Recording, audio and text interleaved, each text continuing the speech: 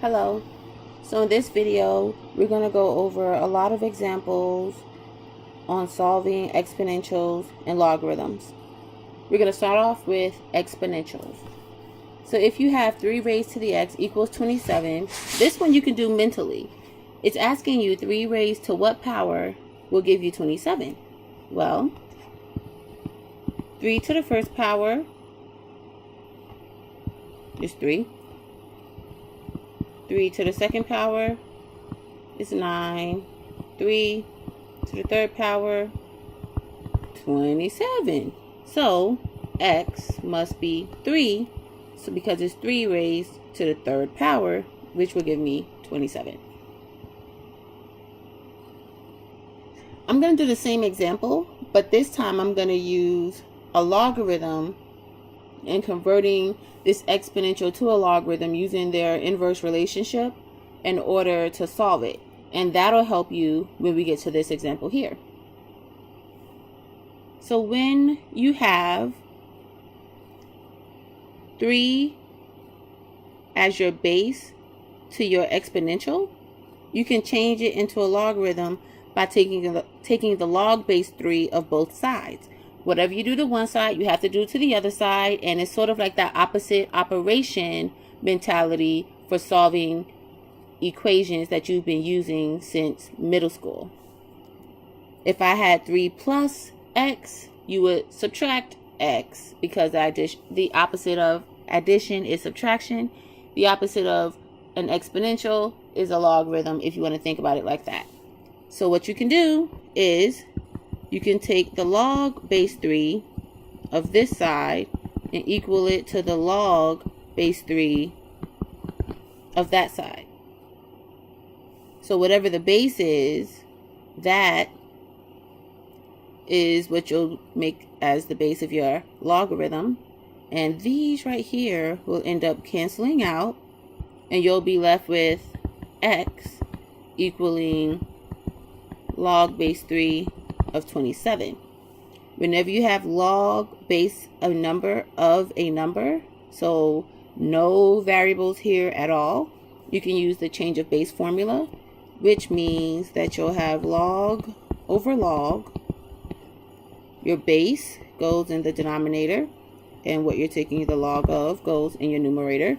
Put that in your calculator, and you will quickly know that x is 3, which is what we already knew. So now, using the same concept for this example here, my base happens to be 3 again. The base of my exponential happens to be 3. So I'm going to take the log base 3 of this side and the log base 3 of this side in order to figure out what this variable is.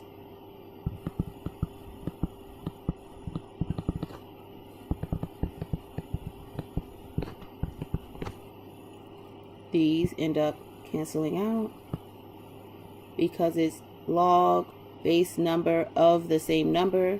That equals 1. So you're left with x being the log base 3 of 10. Change of base formula tells me that now that I have log number over number, I have a log over the log. The base goes in the denominator. What I'm taking the log of goes in my numerator. Put that in your calculator. You'll find that x is 2.10. Always do it to 2 decimal places at least.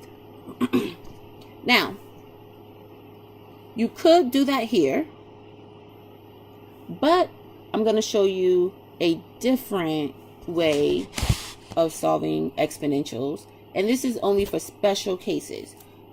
What you could do is make these bases the same.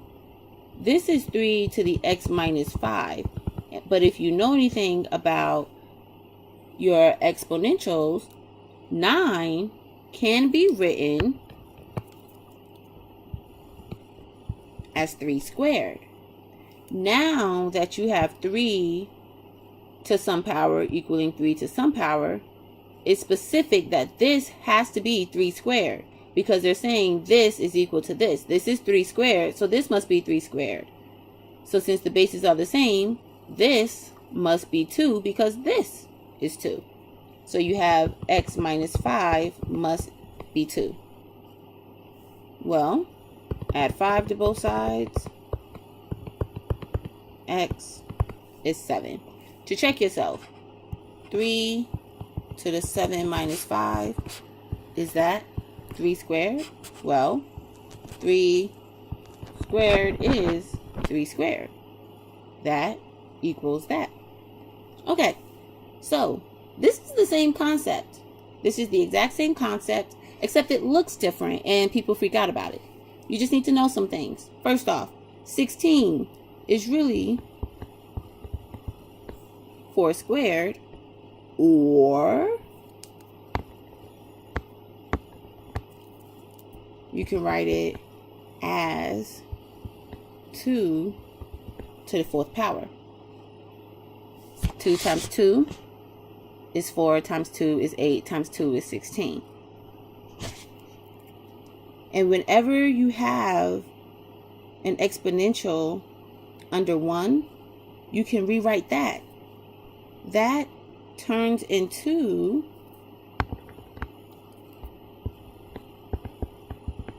the negative power.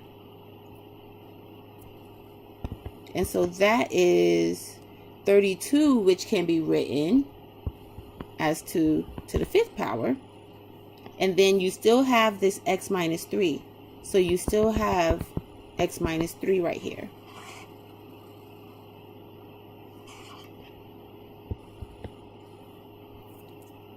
So now you know that negative 4 equals 5x minus 15.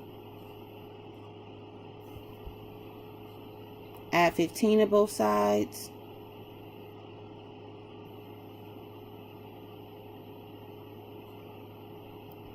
That turns into be 11 is 5x.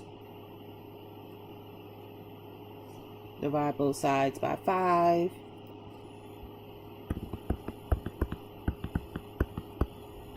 X is 11 over 5.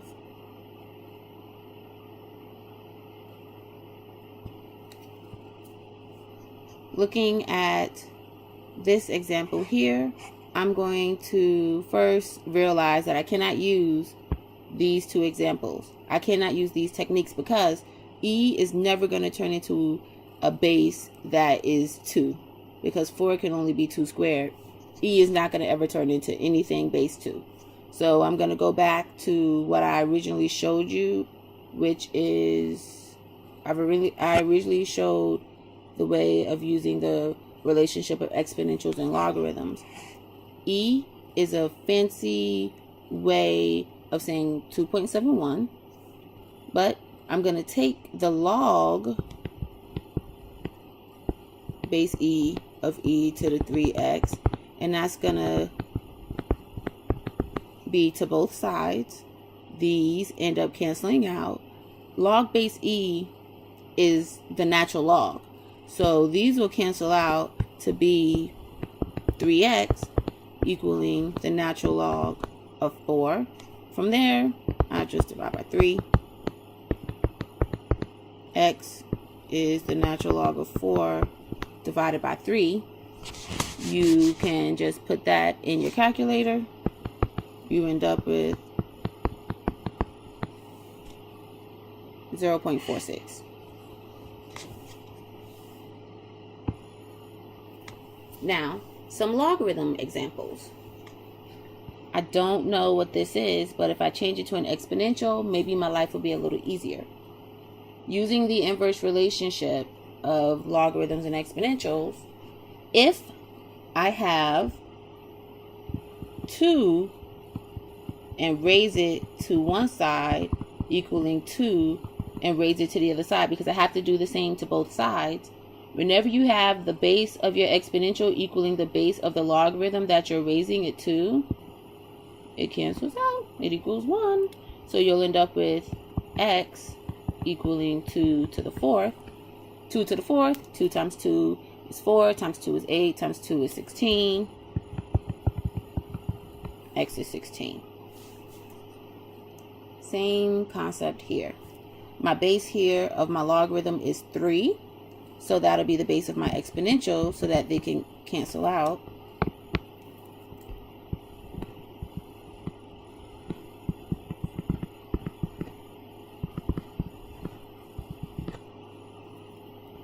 So now that I have 3 raised to the log base 3, since they're the same, they cancel out, I'm left with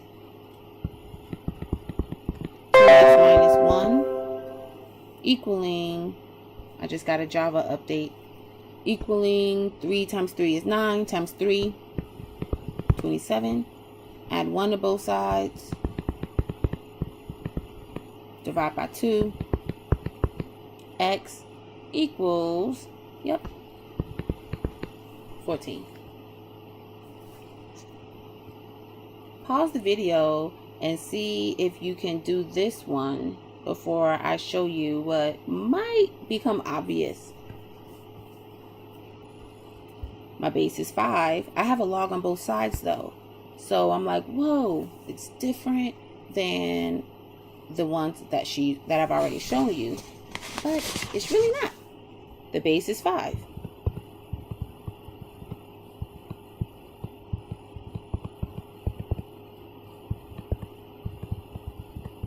What you do to one side, you have to do to the other.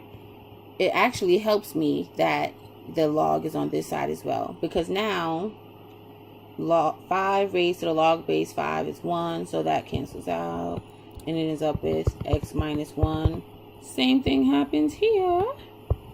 It equals 2, and all of a sudden x is easily 3, which you could have known from the get-go. It's very similar to our previous example with exponentials. If you have the same log base, then that's telling you that this is equal to this. It has to be. Log base 5 of 2 is only equal to log base 5 of 2. This right here, x minus 1, has to be 2. So you don't even need to do this step. Final example. This one is even more challenging because I have expanded logarithms here. It's not one logarithm. When I have one logarithm, I can just go ahead and whatever the base is, make that the base of the exponential, get them to cancel out using inverses and all that good stuff. I can't do that when I have 2 logarithms, but I know how to condense logarithms using the properties of logs. This right here is a coefficient in front of a logarithm, so that can turn into an exponential. This is addition, same log base e, so that can turn into a 4x, and life becomes easier. This right here is the natural log of 4 squared plus the natural log of x equaling 5. Then, all of a sudden, I can combine these. That's 16, by the way. So that turns into the natural log of 16x equaling 5. Now that I have one logarithm and I know that this is really log base e, I can go ahead and make e the base of my exponential, raise it to both sides, e raised to the 5, e raised to the log base e, they cancel out to be 1, 16x is e to the 5, divide by 16, x, e to the 5 divided by 16, put that in your calculator, you'll get 9.28, hopefully. That's it.